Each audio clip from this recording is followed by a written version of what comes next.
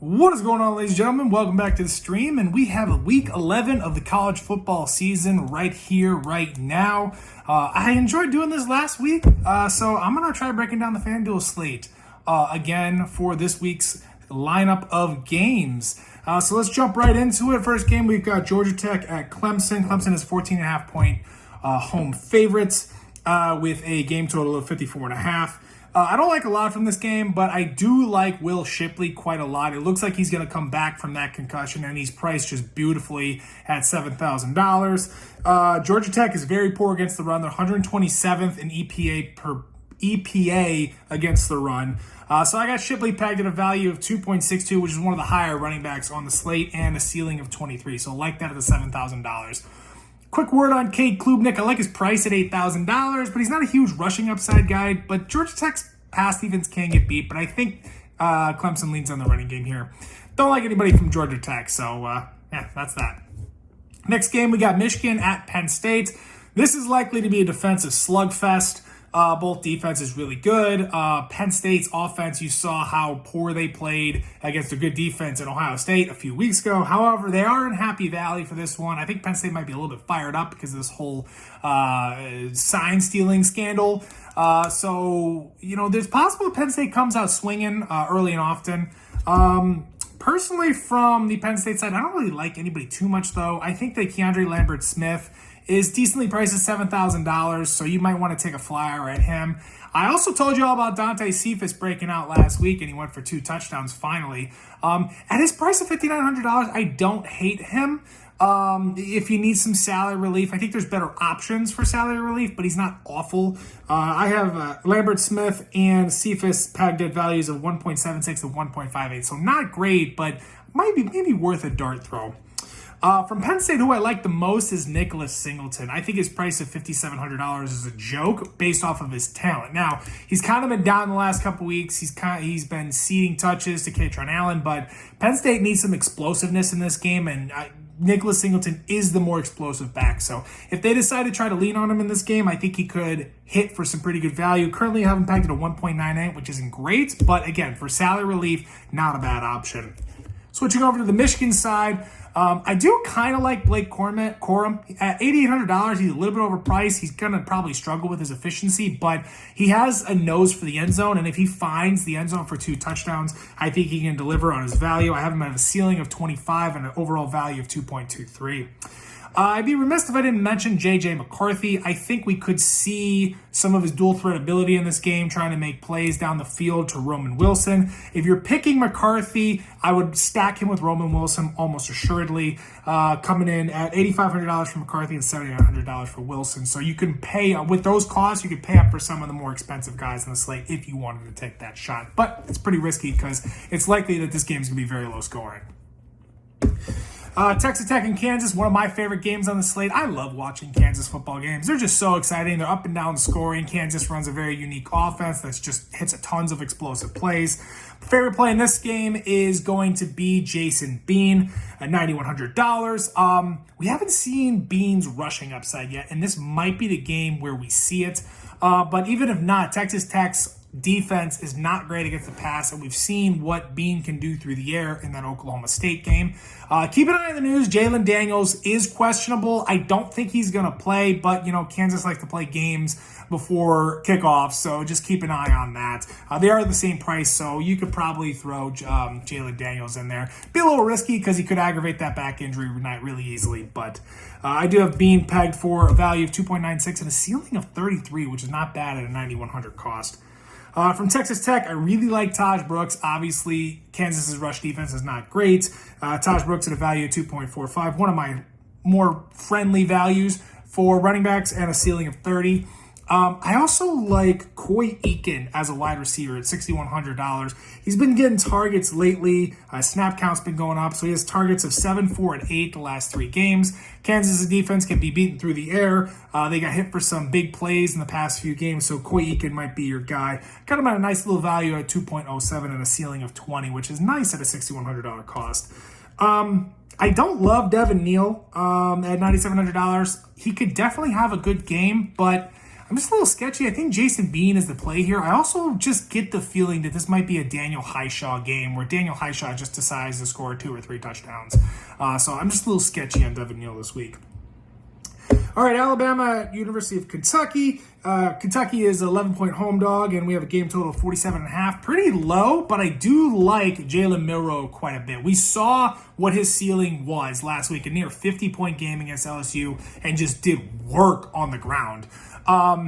He's obviously not going to put up those kinds of numbers, but I think they finally figured it out in Alabama that Jalen Milroe can use his legs, and that's going to raise his ceiling and his floor simultaneously. I additionally think that Kentucky can get picked apart through the air in time, so some of that downfield passing game might be effective for Alabama, and therefore, if you're picking Milroe, you can consider stacking with Burton. I'd probably still, Jermaine Burton, I would probably still leave him unstacked and just let him go from there. But Burton is on the table at $6,400. Jason McClellan's an okay play. Kentucky's rush defense is decent, but not great. $7,100 isn't a bad cost. I got him at a value of 2.25, which isn't too bad. But with Milroe kind of, taking over with his legs a lot more recently, I didn't quite get the game out of McClellan, I thought, last week, but still solid at 17 points. So McClellan's not a bad option at $7,100. Don't really like anybody from Kentucky. Maybe Ray Davis, but most likely not. Alabama's run defense is really good, so I don't think he's going to be a very good play. All right, Arizona, Colorado. Colorado 10-point home underdogs. Game total of 54.5. Colorado's defense is atrocious, so my top play in this game is going to be Noah Fafita at $10,400. Got him a set at a value of 2.72 and a ceiling of 35. Not much to say there. I mean, they can definitely get picked apart through the air. Fafita has some rushing upside, but we haven't seen a lot of it so far this season, so I think that keeps me away from wanting to play him more until he starts to show that rushing upside. I am playing Jacob Cowing as my top stacking option, as well as using Cowing as an individual guy. I do like T-Mac, but he's going to probably see a lot of Travis Hunter this week. I know Travis Hunter got beat in that Stanford game quite a bit, but I still respect his defensive abilities. So I'm leaning towards Cowing, who is just a target, just hog. I got him at a value of 2.54, one of the highest wide receivers on the slate, and a ceiling of 29. Shedeur Sanders, not a bad option. Arizona's pass defense has played better of late, but they still can get exploited. Don't love him, though. He takes a lot of sacks. I'm not sure that they're going to be able to exploit a lot of things through the air. It's possible Colorado gets blown out. So I only have him a value of 2.51. So I'm only considering him as a game stack with Noah Fafita. With him, I like Travis Hunter, just a superstar athlete on both sides of the ball. 7,800 is a solid cost. Got him at a value of 2.00. You could play him unstacked as well. If you're looking for another stacking partner, I'm actually going away from Xavier Weaver. I'm going to Jimmy Horn this week. It just feels like a Jimmy Horn week. Like he might catch 6 for 60 and 2 touchdowns possibly. So I probably won't take Jimmy Horn if I don't have Shedeur Sanders. So really only using him as a stack option, but somebody to keep an eye on. Another guy that I really like in this game is Jonah Coleman at $8,100. Now, this one's going to come down to Michael Wiley from Arizona. He is currently injured and unsure about whether or not he's going to play. I don't think he does. And if he doesn't, Jonah Coleman becomes a great play. A guy who can make plays both on the ground and through the air. Also has a couple touchdown upside. So he had like a 37 FanDuel point game a couple weeks ago against Washington State. So he does have that upside. I haven't pegged it a 2.55 value. So one of the highest values on the slate.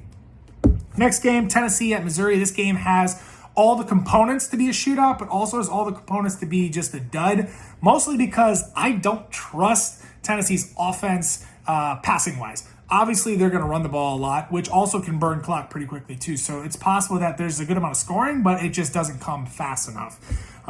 Personally, I think I'd lean over Brady Cook over Joe Milton just because I think Tennessee's going to lean on the ground game.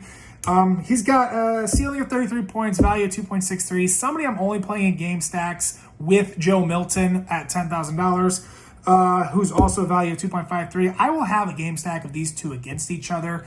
And I will be stacking Brady Cook with Luther Burden at $9,700. Got to keep an eye out on the injury news there. He is dealing with an injury and is a game time decision. I think he ends up playing, though. If not, Theo Weiss becomes a very good option. Even individually, Theo Weiss isn't an awful option.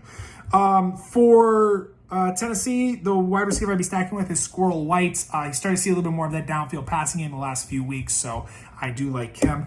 I'm not targeting any of the Tennessee running backs. I was liking Jalen Wright, but his name is escaping me right now. Jabari Small was looking like he might not play, but he has been ruled to be probable. So now there's 3 running backs in the backfield that they're going to be rotating touches, and I don't like playing with those types of rotations, especially at the cost that they are at. Miami at Florida State. I'm personally avoiding this game. It has an over-under of 51.5, and Florida State is a 14-point home favorite. However, Florida State's a little banged up. Jordan Travis got a little banged up last week. Keon Coleman, Johnny Wilson both didn't play last week. So everybody's kind of banged up a little bit. I'm a little bit worried about Florida State's offense this week. Lawrence Toafili might miss the game, which would make Trey Benson a solid play at $8,300. But if Toafili plays, I really don't like Trey Benson. And even if he doesn't, Benson's not a heavy workload guy, so I'm sketchy. Definitely don't like anybody from Miami. I think Florida State's defense is gonna stand tall in this game, and I think this might be a low-scoring game. So I'm just kind of staying away from everybody right now. All right, this game will not be low-scoring. Oklahoma State at University of Central Florida. Over under 65.5. UCF is a 2.5-point home underdog. Oh, what more can we say about Ollie Gordon at this point? I mean, the guy has just been on a just outstanding tear lately. Last week was a bad game by his standards. I think it was like 28 FanDuel points or something like that, but he still toted the rock like 33 times, went for about $170 and 2 touchdowns. I mean, the guy is just a workhorse at the level of Bijan Robinson the last couple of years. So UCF is awful against the run. They're 130th in EPA per play against the run. So this is an absolute smash spot for Ollie Gordon, even at his price of $11,600. I have him at a value of 3.07 as a running back. That is insane. And a ceiling of 43 points, and he probably could go above that. I mean, I wouldn't be surprised to see him go over 50 in this one. High-scoring game environment, awful run defense. He's good for 30 touches, probably 5.5 yards a touch, if not more, 2+ touchdowns. I mean, this is, bar none, the best play on the slate for me. And there's plenty of value options available. I would not be surprised to see his ownership surpass 40% in GPPs. And even higher than that in cash games, but I only play GPPs, so. Now, against him, I love John Rice Plumlee. He's started to look healthier and healthier over the last couple weeks, and his price is just juicy this week. $9,200 in this game environment and his talent level, love it. Overall value of 3.37, which is my highest valued quarterback. He's not my favorite quarterback. That's going to be Jaden Daniels, and I'll talk about him in a little bit, but he is my highest valued quarterback. I think this might be a ceiling game we see out of John Rice Plumlee, with ceiling of 37, maybe even higher than that. So I will have quite a few stacks of John Rice Plumlee versus Ollie Gordon. A couple more guys to mention from this game. I do like Javon Baker as a possible stack partner or individual in other lineups with John Rice Plumlee at $6,400. Again, gets pretty good target share. Value isn't great, but he could pop for 120 and 2 touchdowns, so keep an eye on him. Also like Brennan Presley. His price isn't great at $7,600, but he's got a nice floor. I like how Oklahoma State gets him involved. Got a value of 2.01. Not a great ceiling at 20, but still not an awful option. And then RJ Harvey, we saw his ceiling game last week. That's kind of why John Rice Plumlee, who played pretty well last week, wasn't able to see his ceiling, was Harvey had 3 rushing touchdowns. But it's possible that Harvey goes for $140 in this game and 2 touchdowns. So got him at a ceiling of 29. So you can make a full game stack out of this game specifically. It might be a little difficult to afford everybody because of Gordon's cost, but there are a couple of wide receivers and running backs available to help you do this. So I will most likely have some of those builds in there somewhere. So Utah, Washington 8.5-point home favorites, trying to keep their undefeated season going against a tough Utah defense. Over under 49.5. Personally, I don't like any Washington players in this game. It's not that I don't think Washington can't do anything against the defense. I think they can. The prices aren't right. I mean, Michael Penix Jr. is like $10,800. he's going to have to throw for a lot of yardage and a few touchdowns to make that happen. I just don't see that happening. I see this being kind of a slower pace, drag him out game. So I just don't love anybody from Washington. You can take a shot at Romeo Dunze just because he's like the alpha wide receiver, but I don't love his cost at $9,900. Utah, I do like Jalen Glover if Jaquindon Jackson is out. I don't know how that's going to shake out, but if Jaquindon Jackson is out, Jalen Glover is at $5,300, is a great cost. I got him at a value of 2.13 and a ceiling of 16. Washington's defense can get hit on the ground a little bit, so not a bad option there at all. And I don't mind targeting Glover without any right now in the event that Jackson does play, because there is one running back I'll mention shortly who's right around that same cost who you could easily pivot to and feel comfortable. Another guy to keep an eye on in this game is Sione Vaki.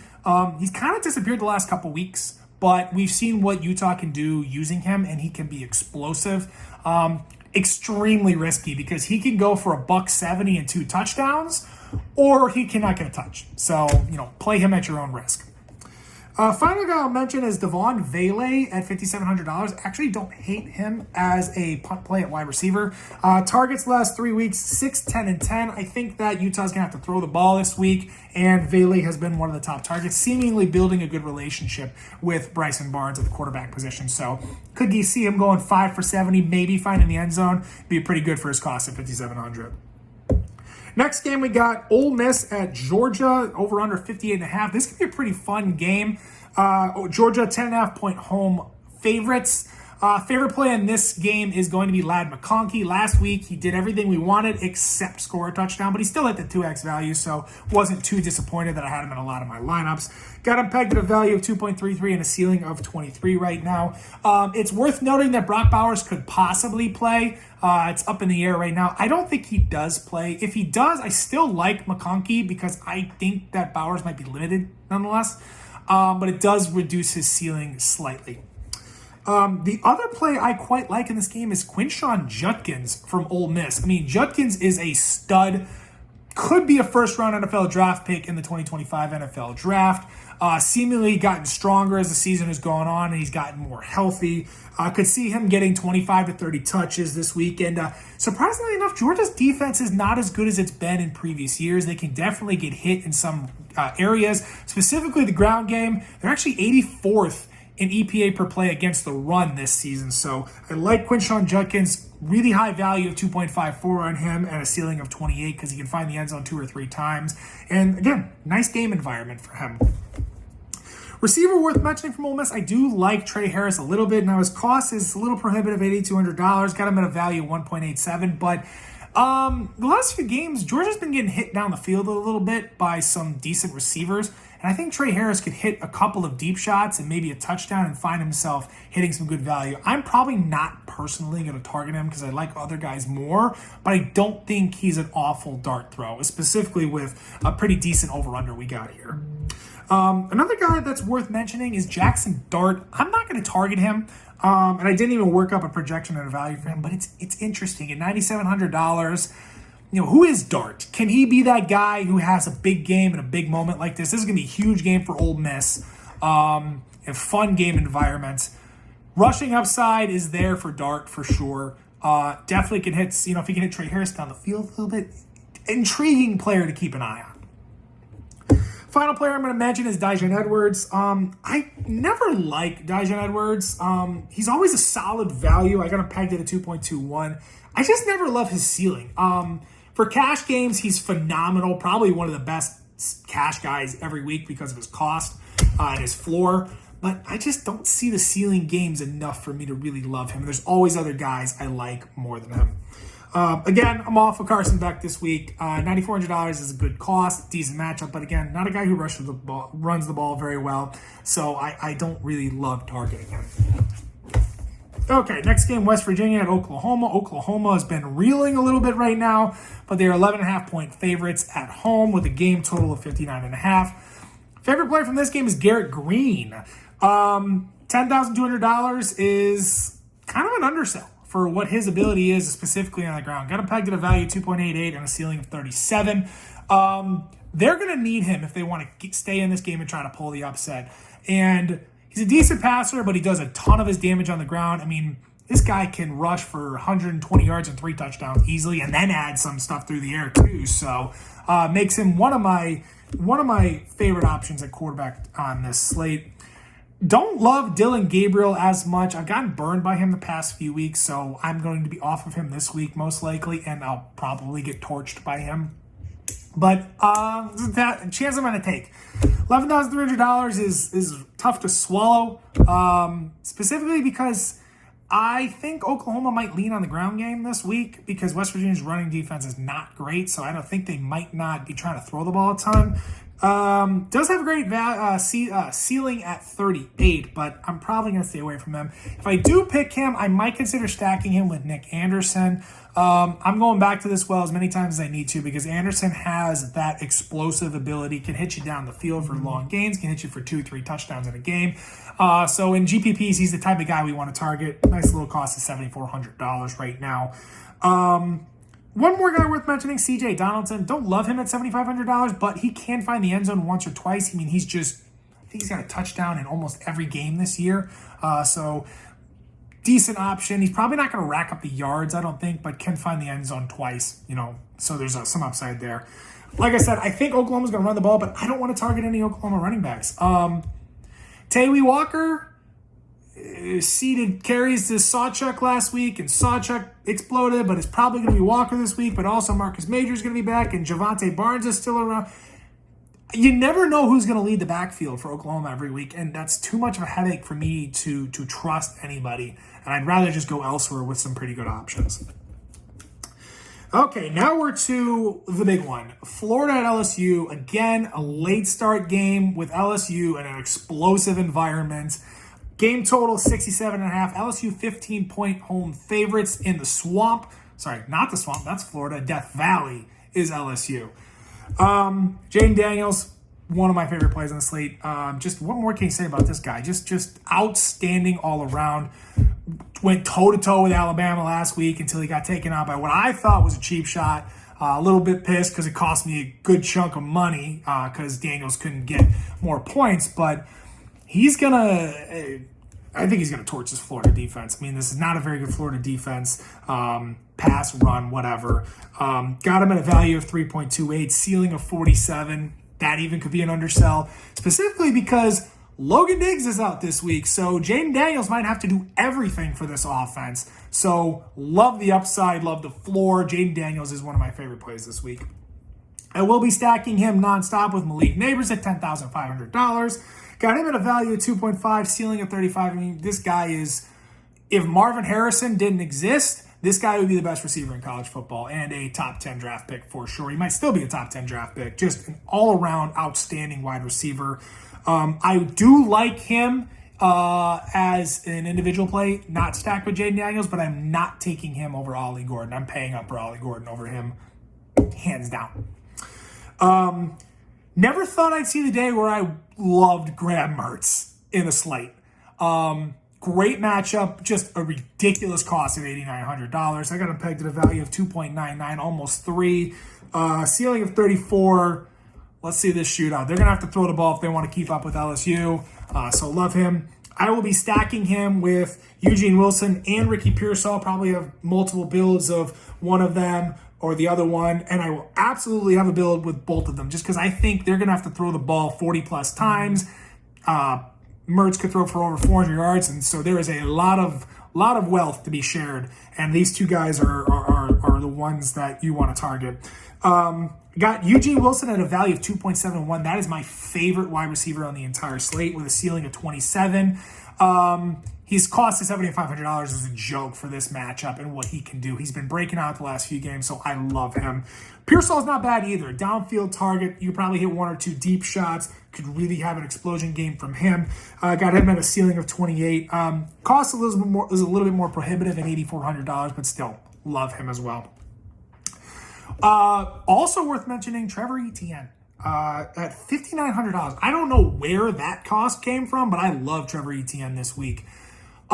Very explosive runner against a run defense that just can get torched I mean, everything can, LSU can get torched everywhere. Got him at a value 2.48, one of my higher values on the slate.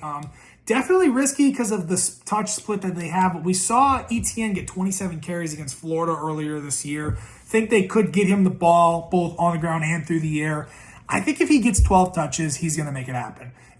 He'll hit you 2 to 2.5 value because I could see him breaking off a long run, going for 1 touchdown at least. He gets 12 touches. He could probably push 70 or 80 total yards and a touchdown. That's awesome value for $5,900. And then we even have room for more. So one last guy I want to mention. I did talk about Logan Diggs being out. So I like Josh Williams a little bit. $5,400. Now, how are the touches and backfields going to be broken down here? When Logan Diggs was out to start the season, they went by committee and everybody got 4 touches in that opening game. However, I think Josh Williams is the best of the bunch. And since Logan Diggs came back, Williams has been the only guy getting consistent touches. So I think if he can get 10 touches, he finds the end zone once, maybe goes for 50 to 70 yards, we're looking at solid value at a guy $5,400 and a slate where salary relief is good.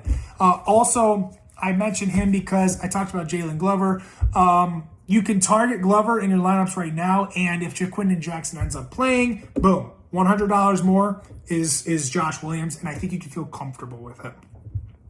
Got him at only a value 1.91, so I'm not going to be heavy targeting him, but a nice guy if you need some salary relief or you need a pivot option. All right, Texas at TCU. Texas is 12-point favorites and a 55.5 game total. Favorite play from this game is going to be Xavier Worthy. Quinn Ewers is back, so that means Xavier Worthy is now the top dog again, and Adonai Mitchell goes back to a supportive role. Worthy kind of struggled with Malik Murphy, but I think he gets back on track here. TCU's pass defense is not very good at all, so I think they try to get Worthy involved early and often. Love his cost at $7,100. Got him pegged at a value 2.53 and a ceiling of 23. One of my top values at wide receiver on the slates. Also, don't hate Jonathan Brooks, but don't love him either at $10,000. Value of only 2.06. Don't think he's going to have a ceiling game here. And Quinn Ewers coming back. Texas could sling the ball after struggling the last couple weeks throwing the ball, so they might want to try to get their passing game in rhythm. I was going to target him. I got him at a value of 2.89, but I just don't think he has a ceiling game. Not this week. I think maybe another week. Maybe tops out at like 25 points-ish. They kind of spread the wealth a little bit offensively with a little bit of Brooks, a little bit of Ewers. So I'm going to be off of Ewers this week, but that could burn me because he could certainly go for 30+. And I don't like anybody from TCU. Texas got a solid defense, and TCU's offense is just... All right, last game. Duke at North Carolina. North Carolina, 13-point home favorites. Smaller game total here of 50.5. Personally, not targeting anybody from North Carolina. Drake May's cost is not bad, but Duke's defense is decent. I also think that Duke might try to grind out the ball on the ground and run some clock, so I don't know if Drake May has a ceiling game. If you're picking Drake May, you're hoping that he gets in the end zone twice on the ground for him to have a ceiling game. Omarion Hampton's not bad. Duke's run defense isn't the greatest, so Omarion Hampton can do some damage, but at $10,200, I'm finding $1,400 and paying up for Ollie Gordon, or I'm going down $400 and I'm taking Taj Brooks. Worth mentioning on the Duke side, I think Jordan Waters at $7,400 is an awful. Like I said, I think Duke could grind out the clock a little bit, and UNC's run defense isn't great. Got him only at a value of 1.8, so not probably going to be targeting him, but worth mentioning. And then Jordan Moore at wide receiver at $6,600 could be somebody who gets some targets. Again, UNC's defense is not outstanding, so there's some potential for value there, but not great at a value of 1.76. So that's the whole breakdown of the slate. My primary quarterbacks, I have Jaden Daniels as my top guy and John Reese Plumlee. My secondary quarterbacks is going to be Jalen Milroe, Jason Bean, Garrett Green, and Graham Mertz. Really like the upside on all of those guys. A couple of game stacks I got going on where the quarterbacks are going to go against each other. I got Jaden Daniels and Graham Mertz. I'm going to have multiple builds of that one just because I think that that's going to be a very fun game, and there's tons of potential for a blow-up game there. Garrett Green, Dylan Gabriel, will have one game stack on that just because this game could turn into a shootout, and if it does, I think both quarterbacks could have very good days. We'll have one on Brady Cook and Joe Milton in case that game goes in a shootout and it's led by the quarterbacks, and one on Shedeur Sanders and Noah Fafita in case Colorado decides to show up and turn this game into a barn burner. I don't have a ton of faith in that, though. I think that Arizona's kind of cooking right now, so it could be a blowout for this one. So, just like last week, I'm going to end this video by putting up some of my top values so you guys can take a look and see how I'm kind of prioritizing everybody. But in the meantime, between time, I hope y'all have a wonderful rest of your day and enjoy the slate of games this weekend. I'm gone. Doses.